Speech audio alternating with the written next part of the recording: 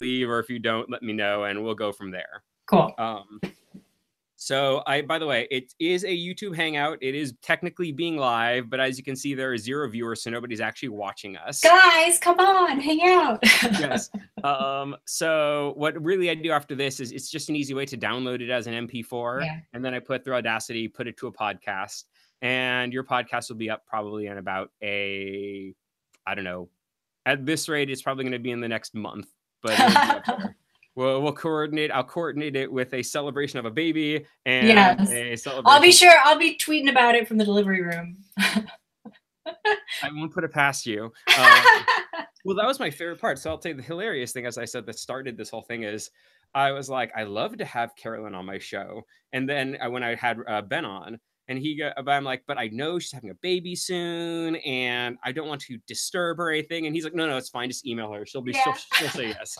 And I'm like, okay. So I'm happy it worked out. And from one teacher to another, because I work in the Oak Park School District down here. I'm the teacher on special assignment. So I teach the teachers how to use tech and innovation spaces. Awesome. But I used to be a history teacher. Yeah. So share that as well. So yeah, I've got to put my grades in. I'm going to make a note for myself right now. Good idea. Because I've forgotten to do that. All right, once you make your note, I'll start us off. And the other thing is, when I do the podcast for bandwidth and everything, I turn off my camera. Okay. So don't be surprised. We just won't actually see it. It's a podcast anyway. Yeah. All right, so here we go. All right, ladies and gentlemen, welcome to another episode of Games and Education. This time we have on another game designer, Caroline Hobbs, and she designed an amazing game called Downfall and a few other games. Caroline, care to say hello and maybe some of the other things you've done? Yeah, hi everyone. I'm Caroline. So I worked on Downfall. I've also done a couple games in collaboration with my partner, Mark. We made a game called One Missed Call. I helped him with his game Eden, and we're working on a game right now about wizards and fantasy characters working everyday jobs. That sounds amazing. And I can't wait to hear that one too. And I will say to the audience out there, I did my little interview about what is a role-playing game. And what's very interesting is Caroline does role-playing games that we really like to call story games. And I'm sure there's so many other ways to describe them. But these are amazing games that we can easily be run with any classroom because they don't involve pens and papers and lots of rules. They're all about the story. And I invite Caroline on here to talk about story games and why they could be so great in the classroom because they really emphasize the story and the educational aspect of games. So I guess in the beginning, Caroline, could you explain what your concept of a story game is? Yeah, and actually to me, the really magical distinction between, say, a story game and a traditional game is actually kind of like the power structure that happens at the table. Many story games have kind of light mechanics, but a lot of them also have a symmetric power structure where every player at the table has the same kind of rules and roles that they're working with. There's no one player who has control over the fiction of the story. Rather, we're all authors collaborating to create the story together. So I think that's, for me, what makes story games so exciting is that everyone who sits down to play has an equal voice. And a lot of the games, the way they're made the restrictions and the rules are kind of developed to make sure that equality around the table happens. And absolutely, that is why I actually love your system the most, because when I'm in classrooms and I have to try to teach a game to 40 students, it's so much easier when everybody has just strict rules of what they have to follow and they are all equal. There is no GM who has a different storytelling than everybody. I absolutely love it for pretty much the collaboration that is involved in a story game because everybody is equal. They have to work together to make this work. And I love that there are rules for it, but also there is so much more just, I guess it's less rule heavy and it allows for more just interpretation, communication, and collaborative storytelling. And it's so much easier also for a teacher to manage, I'd say, because yeah, here's the rules, you follow those things, it works out.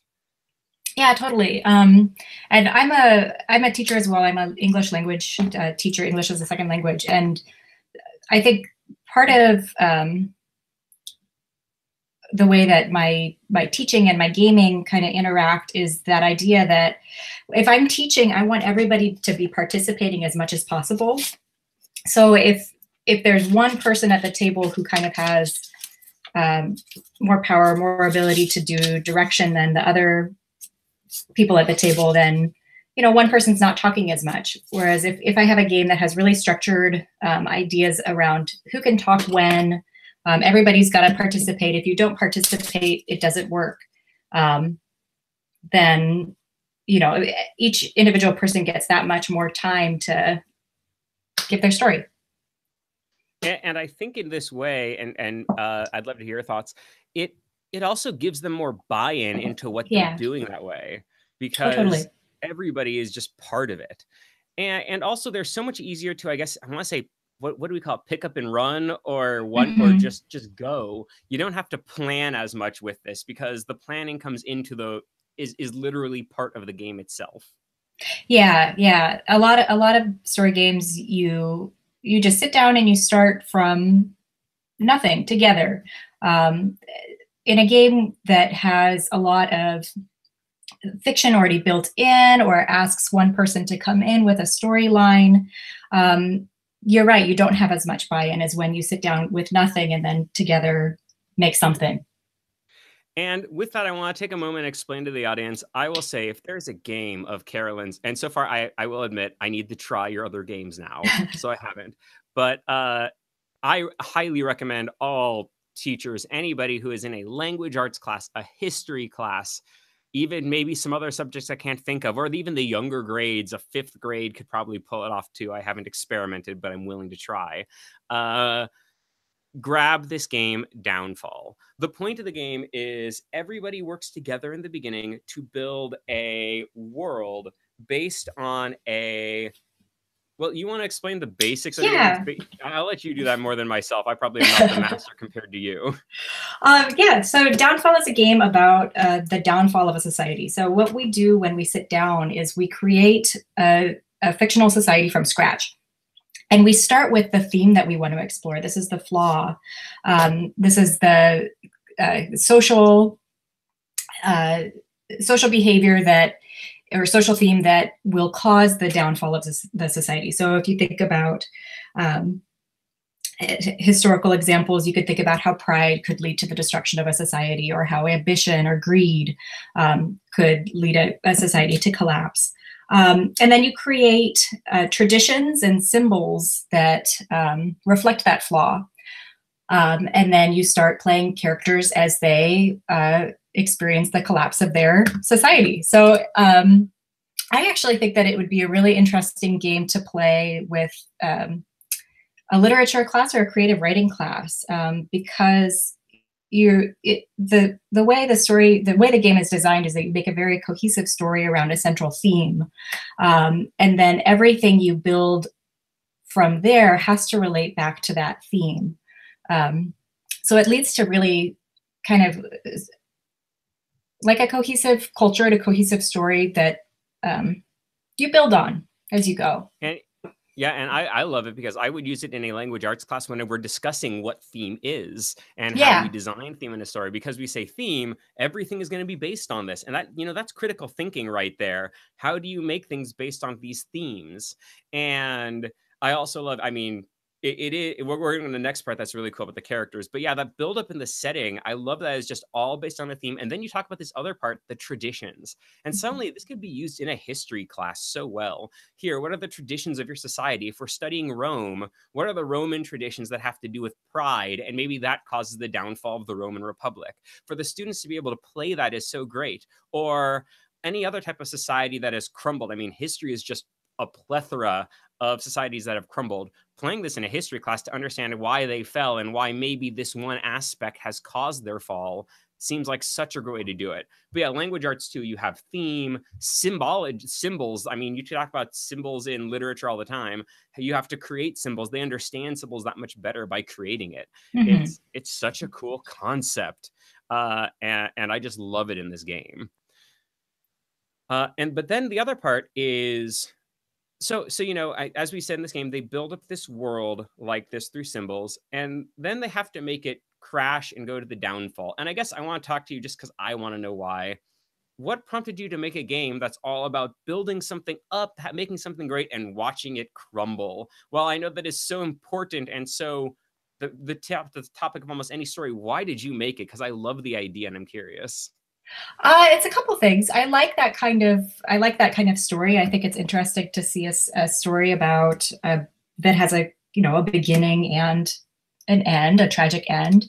But really, it comes out of a history of games. There's another beautiful game called Polaris that explores the same thing with a set setting and different mechanics. And I wanted to get the feeling of that game, which I really, really adore, and have it with a game where you create your setting yourself. You're really invested in exploring why the society crumbles. And I will say for those, this other game, Polaris, and I got to remember, it's Tim? Ben Lehman. Ben Lehman, yes. I say that because there are actually 2 Polaris games. If you're actually going to look for it, you have to look up Polaris by Ben Lehman. It is another great game, but I will say this for teachers, educators, it is very interesting. And if you really want to go into language and are working with language, it's a great game because it's all about very much rules of language. But I will warn, it is a much more complicated game than Downfall. Downfall, you can pretty much read in a day and get how to do this thing, which is great. I'd say Polaris is a little more complicated. Would you agree? Or I think that's fair. Yeah. But it is a great game, and I definitely encourage people to check it out. It is a wonderful game. So yeah, no, I love these Downfall stories. I think really that's pretty much almost any story, because you have a build-up, you have a climax, and then you have an end in this fall. And I pretty much think we described the whole story, how you make the story in the game. It's really easy that way. Then it comes to the most next part I want to talk to you about. The character design in this game is wonderful, because not everybody creates characters. And to actually backtrack, this is great for classrooms because it is a 3-person game. So 3 people play. That is a set number.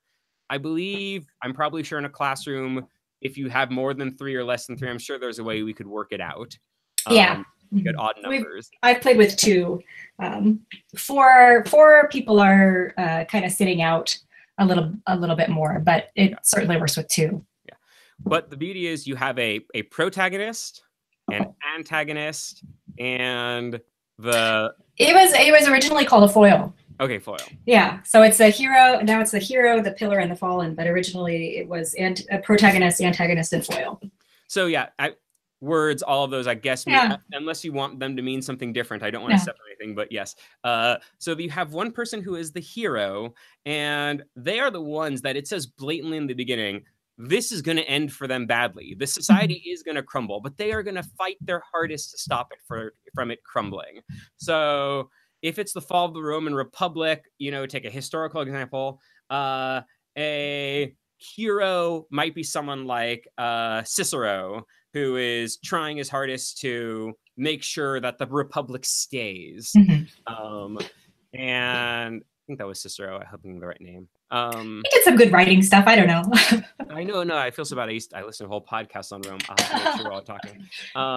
But then you'd have a foil, someone who is happy with the downfall of it. And that would be someone like Julius Caesar.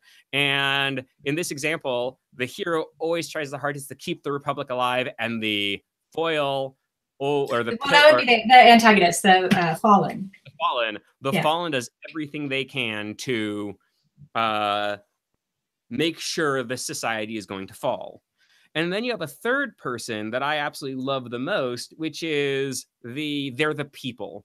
And care to with these 3 roles, I'd love to know how do you feel these roles interact? Why do you like these 3 roles, and particularly why do you like that third that is neither the hero or the fallen? They are just the people and the people around it. Why did you choose those 3 characters? Yeah, so for the story to work, you generally will have a hero and an antagonist, someone who they're fighting against, and then I also like in history and in our lives, we often end up feeling a little bit complacent with things that maybe if we thought about them more, we would think, well, actually, this is terrible.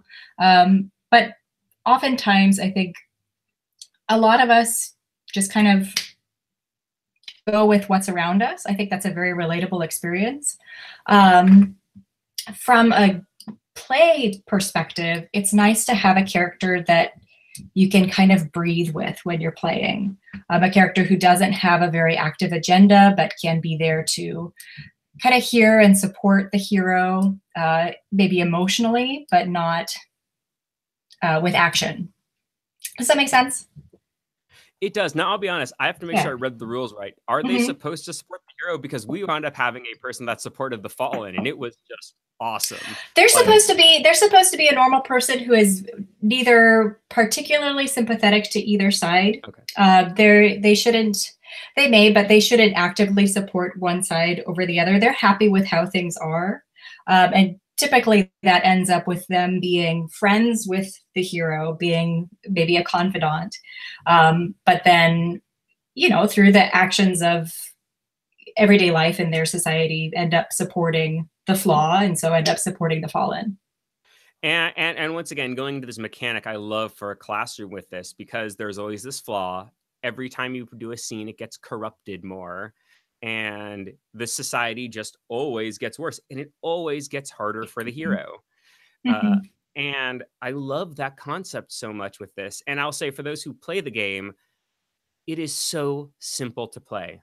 Because the way the play order goes is the hero makes one scene, and they make a scene where they obviously are going to try to fight this falling of the downfall of society. And then right after, the fallen gets to make a scene to make the downfall worse. And that's just how the game is played. It is this coming of changing of these scenes between the hero does something great and then it just gets worse. And you might be like, why would I want my students to play that? But reflect on your students. That's what happens in all these books. It's always a challenge for them. But then you do something interesting in the game that I'd love to know why, and I absolutely love it. Because you are not always playing the hero or the fallen or the I'm forgetting pillar. The pillar, sorry, or the pillar. You are constantly changing these roles. So one scene you're the hero, then you're the fallen, then you're the pillar. Then you're the hero again, then you're the fallen, you're the pillar. And you're the same character, but you're having 3 people play the character. And I think that's a great educational tool, but I'd love to hear, why did you do this? Why do you love this? What made you want this idea in there? And I'd love to hear what you think the educational value is for it. Yeah, so there are a few reasons, actually. One of them is very simply because I wanted the story to be about one person. I wanted the story to really be about the hero, but I didn't want one player to be the controlling voice of the story. I wanted everybody to have a chance to contribute equally. So I wanted 2 things. And the way that I saw being able to do that was by allowing everybody to play the hero. And so if we're having everyone play the hero, why not have everyone play everyone else as well? Another thing that I think it does for our role playing is that it really incentivizes players to describe what the character is thinking when they're playing that character. You can't have a hidden agenda when you're only going to have that character for a scene, and then you're not going to play that character again for another 2 scenes. You have to really play what you want to have happen. You have to describe what the character's thinking, what they're planning, how they're feeling. If you want to see that come out later in the story. So I think that for education, I think that encourages students to be descriptive, to give their ideas, but then also I think it has a lesson there of letting go. If you have a very strong idea of what this character must do in future scenes, you're not going to get it. Even if you say flat out, this is what I want to have happen, the other players have as much of a right to move that character in different ways. So you have to give your contribution, say what you think the character is going through, how they're feeling, what they're thinking, but then also let it go and incorporate what other people want as well. And since I always talk about, I love the 4 C's of collaboration, communication, critical thinking, and Mm. creativity. That alone almost encompasses all 4 C's of like Yay! education in one thing, because you have to be creative with your character to be able to play it and change on the fly and make sure everything's in that scene. Critical thinking, you really got to think hard now that you're only playing this character for one scene. So how do you get what you want right now? And then when you get it back, how do you change it? And then, I mean, the communication and collaboration right there, you have to work out with each other what you want for these characters, because you're all getting a turn with it. So if you have different ideas, you've got to make sure you kind of make sure those are fair and everybody appreciates it, because if one doesn't, it probably falls the story apart. Mhm. So it just is such a great idea of changing characters like that. I think it also leads to some understanding of, different characters' motivations. If you have a story where the bad guy is some other player and they're just a mustache twirling villain, you don't get an understanding of why they're doing what they're doing. And by having everyone play both good guys and bad guys in this story, you get that kind of deeper understanding as well. Of course. And I love that so much for like a literature class or a Yeah. history class, because especially in both literature and history, we kind of still delineate that these are the bad guys in literature and these are the good guys. And this is in history, this is the side that won and this is the side that lost. And it seems so much better, you're right, to play both, to understand that everybody does something for a reason. Maybe we all don't agree with it, maybe we don't, but yeah, it really does emphasize that there's a reason for this. I love Mm-hmm. it. And I guess really that's how the game is played. And it's just so powerful of a scene mechanic like that I love it. And yeah. Now I don't know any mechanics in your other games, because I've never heard them that might be very good for classrooms as well, or different ideas. I've not played your other games, I'm sorry, but I'm very curious if you'd love to share with the audience what other type of Yeah. mechanics you use and like that might be good for these type of ideas. So I have this game that I collaborated with my partner Mark on called One Missed Call, which is a game about long distance relationships. And you play as two characters who are having conversations over the phone. And you have a set of phrases that you have to say during the game. And as you call the other player, you have a conversation, you check off these phrases. And it's a fun game because it's for two players, you're sitting back to back. So you're communicating only with your voice. You're communicating only in character. You're not describing what your character does. You're just communicating by speaking. And the phrases that you have to say are very loaded. There are things like, I love you, you should have been there, things like that. And each player has the same list of phrases.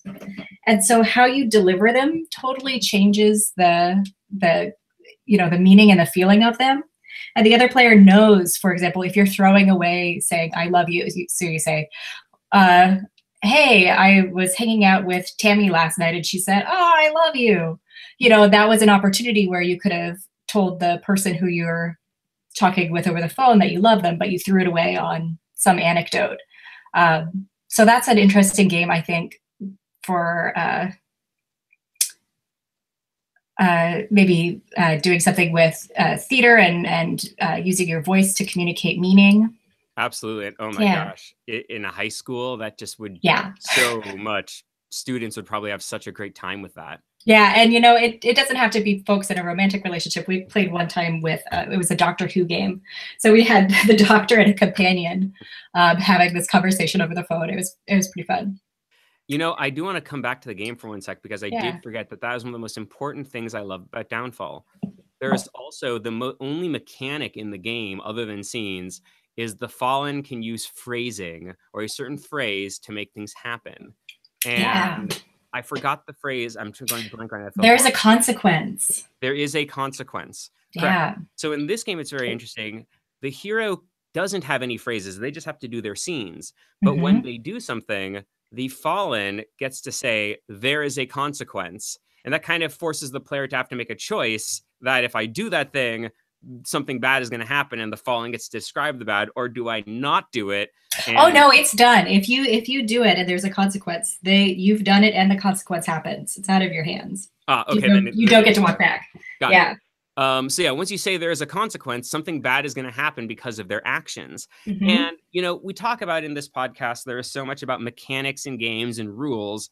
Why did you decide to only have this one rule for a mechanic, and why did you give it to the Fallen? It's such an interesting idea. And what does that mechanic mean? And explain. I love it because I'm thinking of using a mechanic like this in more games with students just because it's so powerful. Care to explain your thought process for it? Yeah, it's super powerful. And I should say that as the hero, you can say what you do and you can say what happens from it. So for example, if you're calling for a vote, right? Your character says, well, we need to have a vote. You can make that vote happen and you can say what the vote results are. You have vast power when you're the hero. But unexpected consequences can happen. And I gave that to the Fallen because I wanted the hero fails. In the end, all of the hero's efforts aren't going to save the society. And so I needed a way for that to be mechanically true. It wasn't very interesting to me whether or not the hero would succeed or not, right? The answer is no, the hero doesn't succeed. So I wanted to know what the consequences of the hero's actions would be. How could the hero undermine themselves, or how will society push back against them? And so I settled on that phrase. There were more phrases originally, but the game, I really wanted a simple game, and having that one seemed the most essential. And I just love the idea. I'm trying to think of how many ways teachers could use this in gaming the classroom, because by making one sentence everybody knows that sentence happens, that is now meaningful in our story. And yeah, it's just such a great mechanic. And having only one of them seems very easy, but yet also very functional and purposeful, because, I've played back to Polaris, this great game. That game has phrases also that decide everything, but there's like 10 phrases and there's rules for each phrase. Yeah. And you compare that to this, it's just one phrase. There is a consequence. And I just think it's so great. Yeah, and it doesn't always happen every game. Sometimes the hero is taking small actions, or sometimes the hero is really ineffective and it doesn't get brought into it. But other times it can be like a big bombshell on the poor hero's plans. And, now I really want to play the other game because I love it's another phrasing game where they have to choose these phrases and I guess they get to only say them X amount of times, or if they do, it only counts that one time. Is that correct? Yeah, it only counts that one time. And then the game, you have to stop making phone calls once you've used all of your phrases. And once you've sat there in silence for a few minutes, you can stand up and end the game. Now, I also want to talk about something here, and I'll say this for teachers. Another reason why I love your story games is they're short. You could finish a game of Downfall in 2 hours, 3 hours if you wanted to. I've done it in an hour and a half. Nice. Yeah. I'll be honest, we actually did 2. We finished an hour and a half. We did 1 round of scenes instead of 2 rounds of scenes. Yeah. But yeah, we finished an hour and a half. And this phone game, what's the game called again? One Missed Call, and it's about a half-hour game. One Missed Call is half hour. These are things any teacher can play in their classroom quickly, and it doesn't take so much time to do. And I love that. I'm sure you can agree. You can create great stories in about an hour and a half. Absolutely. You don't have to have so much time for it. And so why do you prefer the shorter method of games? I love it, but why do you like that idea? I've got a short attention span.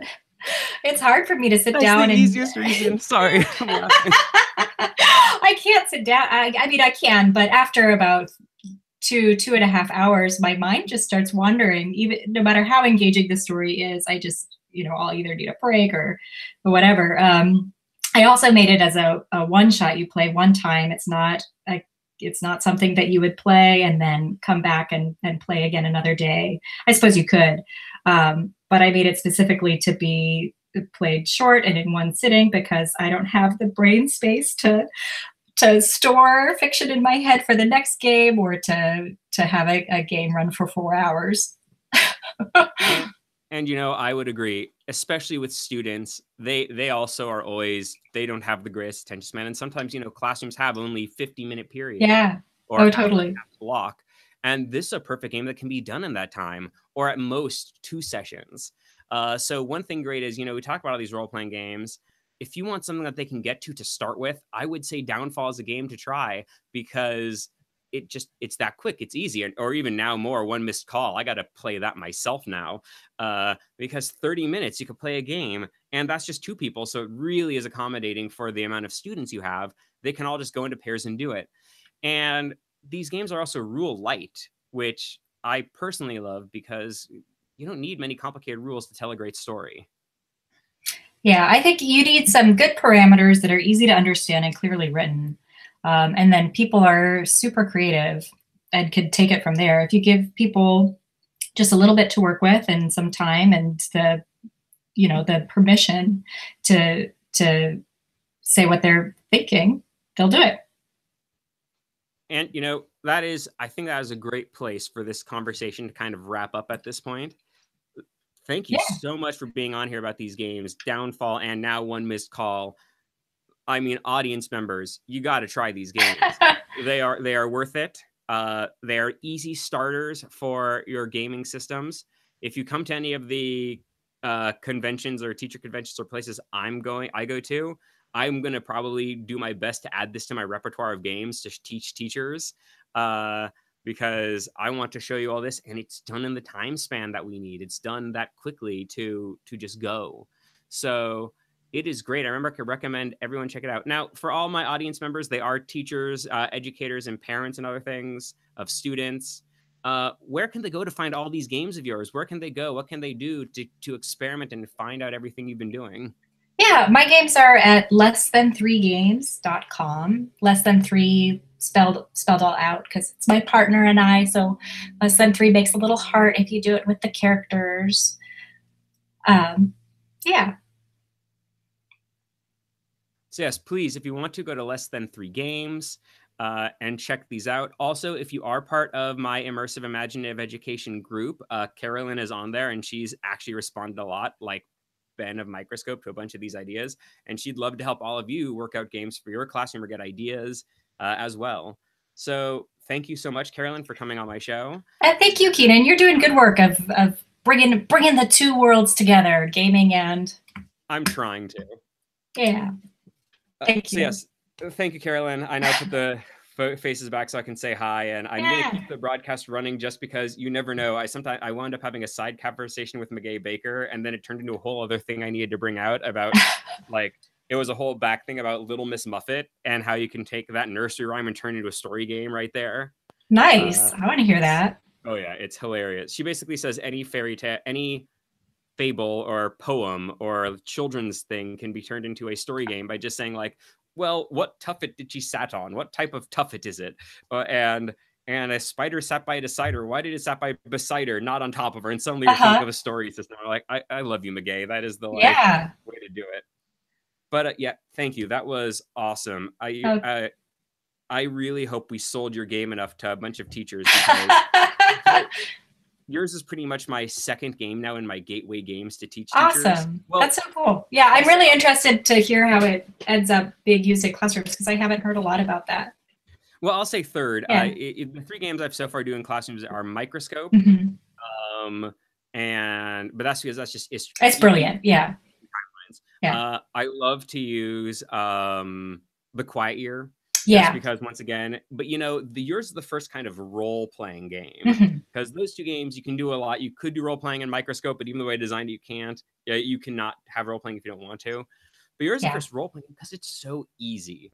I just love that. Yeah, I think that one of the ways that it is, because it's not an easy ask to say, okay, now you're these 3 characters, you're going to rotate who you're playing.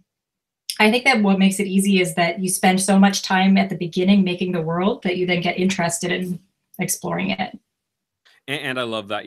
As we said in the interview, your world creation was so much fun. The one thing I mentioned, I think I need to maybe add to them is I highly recommend and I might just add that right now.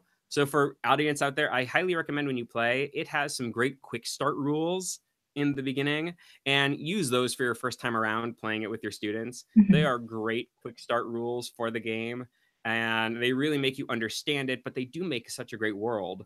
So yeah, no, I love those ideas. And your world, you're right. In such little time, you can build up a world you love, and then you watch it crash. And then you go and you say, oh my God, I just played this awesome game about space spiders and their ambition and how it totally wrecked them. You're like, okay, sounds great. We wound up playing a game. Our first one was about it was just business in the city because we took that one. And it just wound up being this city that it wound up being an episode of Black Mirror. I've heard, I can't watch that show. It's too scary, but I've heard that it compared to that a few times. Yeah, there's this one episode that's all about your whole life is based on your status and likes in Facebook. And it was literally the episode we watched halfway through and had to quit watching the show because it was too real and creepy. Well, we decided to role play the game instead. It was just as depressing and bad and awful. But awesome, because you're in control. Oh, right. We felt so bad for this main character, though. He was actually a teacher trying to believe in education rights, but he wound up working for a company that did education blogging and it was all about likes and how many people are going to your blog. And it was just the corruption of this guy. We were like, wow, this is awful. But now I got to find your other game. I got to grab the other game. Yeah, that one's pretty. It's free. It's a little older. It's short. It's fun. Yeah. Cool. Well, I will let you know when your show gets on. Good luck with everything. And thank you. Good luck on your first child and maybe get some sleep. Do you have a long summer break? Are you off for the summer or? I'm on summer break right now. We start our school starts in August. So we started our summer break in June. Oh, wow. June 1st, we're on summer break. So I'm on summer break now. Therefore, I'm creating all these podcasts. So I have time to breathe once the school year starts again. Yeah, right on. Well, cool. It's wonderful talking to you. Start. We start end of September. Are you taking a semester off or two, or are you just? I'm on maternity leave, and then I'm just going to teach an evening class going forward. So. Oh, nice. Yeah. Nice. Well, good luck with all that, and enjoy everything going on. Yeah. Have a good one. All right. You too. Bye. Bye.